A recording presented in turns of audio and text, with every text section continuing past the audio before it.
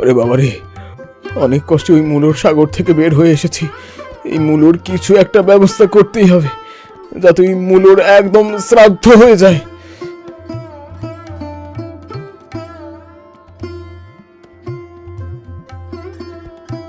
ও জমিদার মশাই, জমিদার মশাই! আরে জামাই যে! হ্যাঁ কাকা বাবু, পেন নাম হই কাকা বাবু, পেন নাম হই। তা বাবা, এতদিন পর এই কাকা বাবুর কথা মনে পড়লো। তা কেমন আছো বাবা? হ্যাঁ, এই তো আপনাদের আশীর্বাদে কোনো রকমে চলে যাচ্ছে আর কি। তা কবে আসলে? এই তো আজই আসলাম। তো এখন কিছুদিন থাকছো তো নাকি? না না কাকা বাবু, বাড়িতে মেলা কাজ পড়ে রয়েছে, থাকলে কি আর হবে। এই বাড়ি যাওয়ার পথেই আপনার সাথে একবার দেখা করে নিলাম আর কি। সে কি, একদিন পর এলে? কিছুদিন অন্তত এখানে থেকে তারপর নয় যেতে পারতে। না কাকা বাবু, থাকলে হবে না। অনেকদিন পর আসলাম, আর আপনার সাথে দেখা না করে চলে গেলে কেমন একটা লাগে না। যতই হোক আপনি গ্রামের জমিদার মশাই, আবার আমার আত্মীয়, তাই চলে আসলাম আর কি। তা কাকা বাবু ভালো আছেন তো? হ্যাঁ বাবা, আমি ভালোই আছি। হ্যাঁ, আমি এখন আসি কাকা বাবু। তা বাবা, খাওয়া দাওয়া করেছো তো? হ্যাঁ, খাওয়া দাওয়া করবো না? এতদিন বাদে শ্বশুর বাড়ি আসলাম, একদম গলা পর্যন্ত খেয়ে নিয়েছি। তা খুব ভালো মন্দ হয়েছিল নিশ্চয়ই। ভালো মানে পুরো মূলোর গুষ্টি রান্না করেছে। মূলোর চচ্চড়ি, মূলোর ছ্যাঁচড়া, মূলোর ভাজা, মূলোর পিন্ডি। এ কি?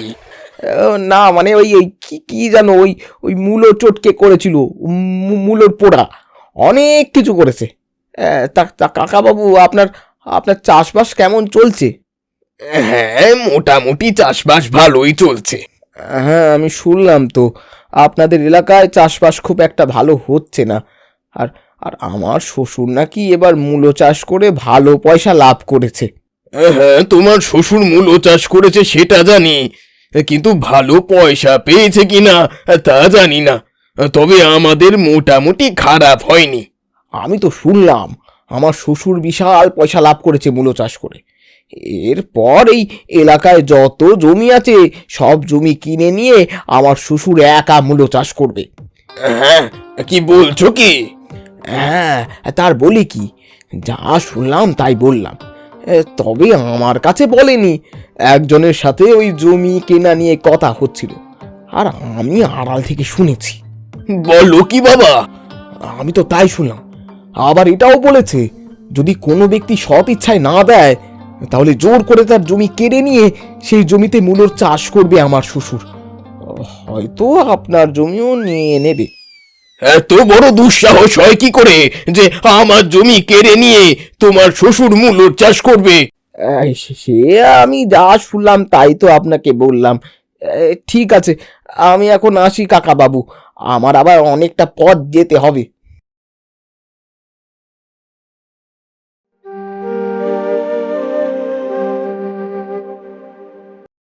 এত বড় স্পর্ধা যে আমার জমি কেড়ে নিয়ে তাতে মূলোর চাষ করবে? না না না, আমি বেঁচে থাকতে কখনোই তা হতে দেব না। এর এর একটা বিহিত করতেই হবে।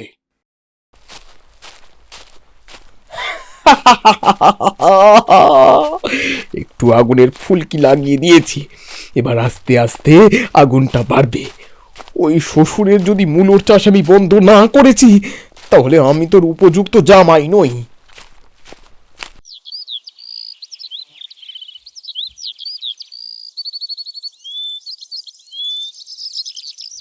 একদিন বাদে জামাই এলো, একদিনও না থেকেই চলে গেল। ভাবলাম কদিন থাকবে, মেয়েটাকেও নিয়ে গেল না। এলো খেলো আর চলে গেল। আমি তো কি ব্যাপার কিছুই বুঝলাম না। কি আছো বাড়িতে? আরে জমিদার মশাই যে, আসুন আসুন, ভেতরে আসুন। কেমন আছেন জমিদার মশাই? ভেতরে এসে বসুন। আমি বসতে এখানে আসিনি, তবে তোমার স্পর্ধা দেখে আমি অবাক হয়ে যাচ্ছি। কেন জমিদার মশাই? আমি আমি কি করেছি? তোমার এত বড় দুঃসাহস যে তুমি এলাকার সমস্ত জমি কিনে নিয়ে সেখানে মূলোর চাষ করবে? আর যদি স্বইচ্ছায় কেউ না দেয় তাহলে তুমি তার জমি কেড়ে নেবে? এত বড় সাহস, এত ক্ষমতা হয়ে গেছে তোমার? তুমি কি নিজেকে গ্রামের মস্তান মনে করেছো নাকি? আপনি কি বলছেন? আমি তো কিছুই বুঝতে পারছি না। আর আর এসব বিষয়ে কোনো কথা তো দূরেই থাক, এই বিষয় তো আমি চিন্তাও করতে পারি না। আমার মনে তো এমন প্রশ্ন আসতেও পারে না জমিদার মশাই। আপনাকে কে বললো এই কথা? সে যেই বলুক, সে আমার সাথে কোনো হাসি ঠাট্টা করার পাত্র নয়, আর সে আমার সাথে ইয়ার্কি করারও পাত্র নয়। আমাকে সে কখনোই মিথ্যে কথা বলতে পারবে না। আপনার মনে হয় কোথাও ভুল হয়েছে জমিদার মশাই। থামো, শোনো, আমি তোমাকে হুকুম দিয়ে যাচ্ছি, 6 মাসের মধ্যে তোমার ওই মূলোর ক্ষেতের সব মূলো পরিষ্কার করে ওই জমি কেটে পুকুর করে মাছের চাষ করবে। আর তা যদি না করো, আমি নিজে লোক লাগিয়ে তোমার জমিতে পুকুর কেটে আমি মাছের চাষ করব। কথাটা যেন মাথায় থাকে। হ্যাঁ,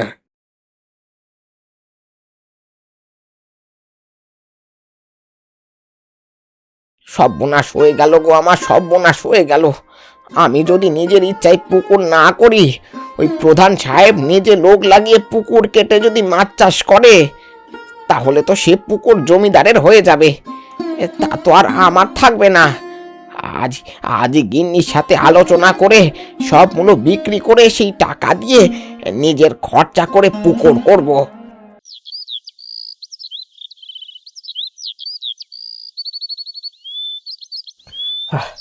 দেখতে দেখতে প্রায় 1 বছর কেটে গেল।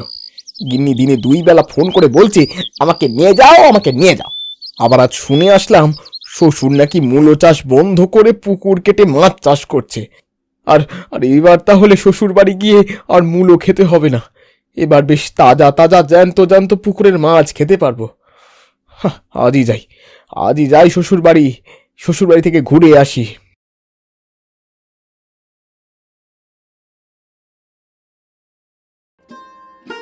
ওগো শুনছো? মেয়েটা কেমন মন মরা হয়ে রয়েছে দেখেছো? মুখের দিকে একদম তাকানো যাচ্ছে না। জামাই প্রায় 1 বছর হলো গেছে, আর আসার নাম নেই। সেই যে একবেলা খেয়ে চলে গেল, আর আসলো না।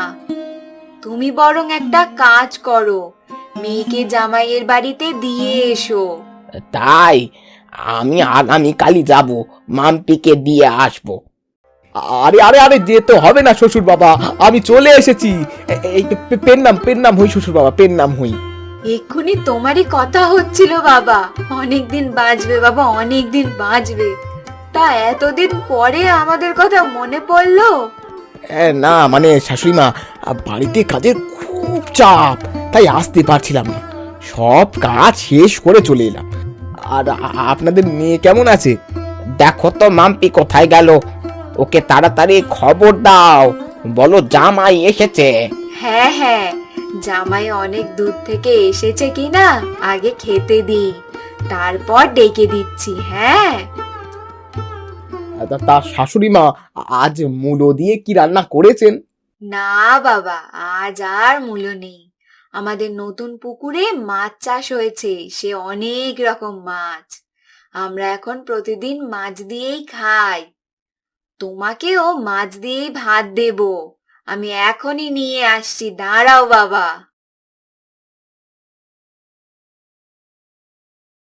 বাহ, মগজ ধোলাইটা বেশ কাজে লেগেছে দেখছি।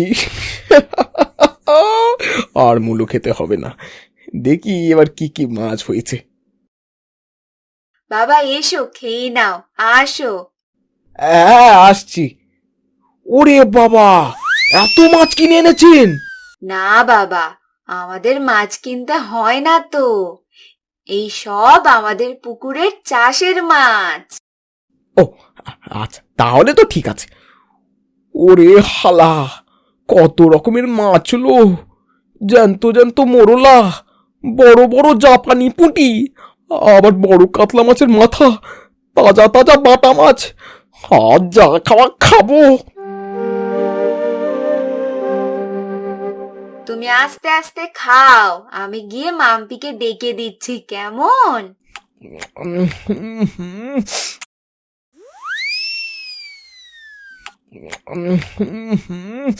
অনেকদিন বাদে শ্বশুর বাড়িতে এসে মন প্রাণ দিয়ে খেলাম। কি গো, তুমি এসেছো? হ্যাঁ হ্যাঁ গিন্নি, আমি এসে গেছি। আচ্ছা, তুমি কি আজই আবার চলে যাবে নাকি? না না, এখন আর এত তাড়াতাড়ি যাব নাকি। পুকুরে এখন কত মাছ, সেগুলো আগে শেষ করি, তারপর তো যাব। এখন কদিন থাকি, তারপর তুমি আর আমি একসঙ্গে বাড়ি যাবো। হ্যাঁ আচ্ছা ঠিক আছে, চলো চলো ঘরে চলো।